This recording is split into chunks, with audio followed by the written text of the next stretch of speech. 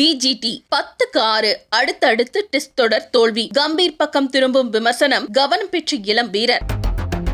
Alan border Gavaskar டிராபியை ஆஸ்திரேலிய அணி 10 வருடங்களுக்கு பிறகு வென்றதுடன் ICC உலக டெஸ்ட் சாம்பியன் இறுதிப் போட்டிக்கு தகுதி பெற்று அசத்தியுள்ளது. இந்திய அணி தொடரை இழந்தது மட்டுமல்லாமல் ICC உலக டெஸ்ட் சாம்பியன்ஷிப் இறுதிப் போட்டிக்கு முன்னேறும் வாய்ப்பையும் இழந்து வெளியேறியுள்ளது. இந்த தொடரில் இந்திய ரசிகர்களுக்கு ஒரே ஆறுதல், தொடர் நாயகனாக இந்திய அணியின் கேப்டன் ஜஸ்பிரீத் பும்ரா தேர்வானது மட்டும்தான். இந்த தொடரில் 32 விக்கெட்டுகளை வீழ்த்திய ஜஸ்பிரீத் பும்ரா தனிப்பட்ட முறையில் பல்வேறு சாதனைகளை நிகழ்த்தி அசத்தியுள்ளார். மற்ற பந்து வீச்சாளர்கள் சொல்லிக் கொள்ளும் அளவுக்கு எந்த சாதனையையும் செய்யவில்லை. அவர்களின் பந்து வீச்சும் எடுபடவில்லை. இந்த தொடரில் பேட்டிங்கை பொறுத்தவரை இந்திய அணியின் தொடக்க ஆட்டக்காரர் ஜெய்ஸ்வால் 391 ரன்கள் சேர்த்து முதலிடம் பிடித்துள்ளார். அதில் ஒரு சதம், 2 அரை சதம் அடங்கும். அவரை தொடர்ந்து நிதிஷ்குமார் ரெட்டி 298 ரன்களும், KL ராகுல் 276 ரன்களும், ரிஷப் பந்த் 255 ரன்களும் சேர்த்தனர். நட்சத்திர வீரர்களான விராட் கோலி 190 ரன்கள்,